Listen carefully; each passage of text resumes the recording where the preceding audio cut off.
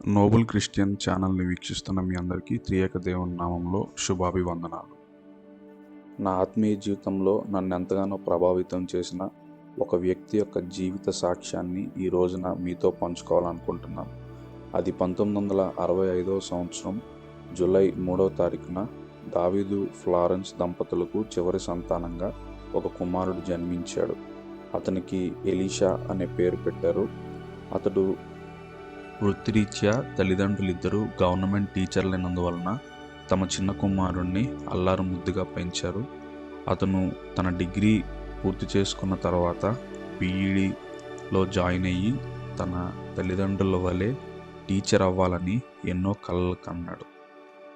అయితే దేవుని ఆలోచనలు మానవుల ఆలోచనల వంటివి కావు గనుక ఆయన తండ్రి కోరిక మేరకు అయిష్టంగానే కాకినాడ బైబిల్ కాలేజ్లో జాయిన్ అయ్యి కొన్ని రోజులకే అక్కడి నుండి పారిపోయి వచ్చేశారు.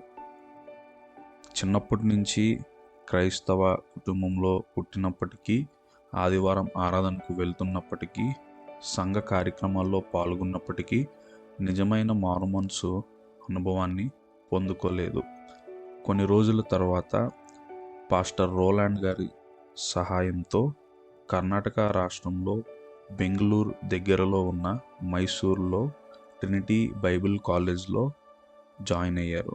అక్కడ డాక్టర్ దివాకర్ గారి దగ్గర వేదాంత విద్యను అభ్యసించి ఆ క్రమంలోనే దేవుని చేత పట్టబడి మారు మనసు పొంది రక్షింపబడ్డారు.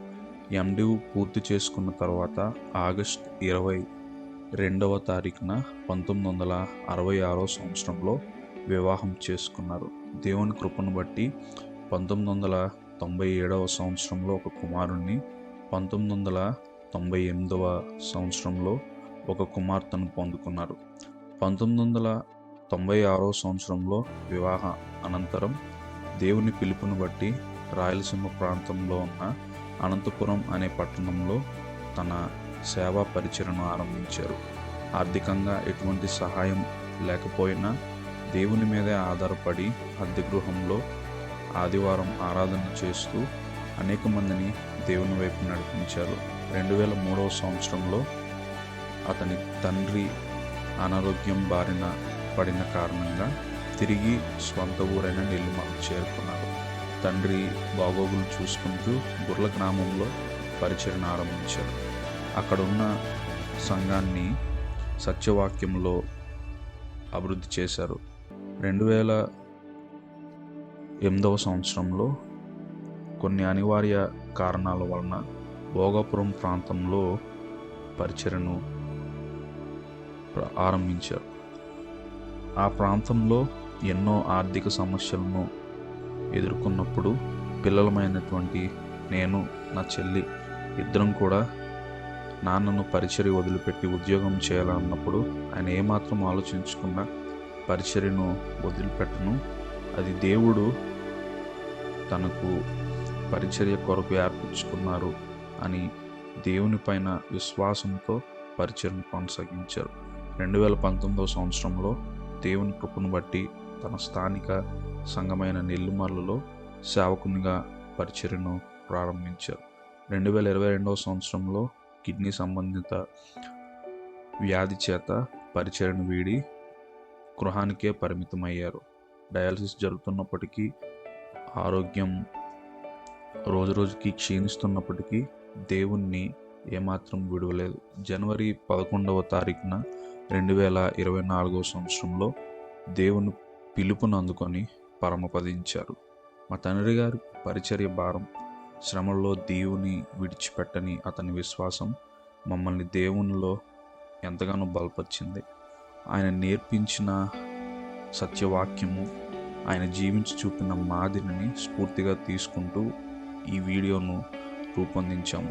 పాస్టర్ ఎలీషా గారి జీవిత సాక్ష్యం మీ జీవితాల్లో కూడా దేవుని పట్ల విశ్వాసాన్ని బలపరుస్తుందని ఆశిస్తూ ముగిస్తున్నాను. 21వ తారీఖు పరిస్థితులు తారుమారైపోయి అమ్మగారితో చెప్పాను. అందరికీ ఫోన్ కాల్ చేసి చెప్పేసి పరిస్థితి చేయలేకపోయింది అని ఓ నిర్ణయానికి వచ్చేసారు. అయితే వాక్యం నాతో మాట్లాడుతున్నది సందర్భాన్ని నాకు జ్ఞాపకం చేశారు దేవుడు. మరొక ద్వారంన నిన్ను నేను ఉద్ధరిస్తాను. మా డైలీ పోతలు రాత్రి పూట ఇంట్లో ప్రార్థన చేసుకునేటువంటి వాక్యం అది. ఆ వాక్యం రాత్రి పూట నన్ను ఆ రాత్రి పూట చాలా బలంగా ధైర్యపరిచింది. కానీ మంచం మీద నుంచి కిందకి అడుగు తీయడం అంటే నరకంలో పడినంత వేదన అనిపించాను.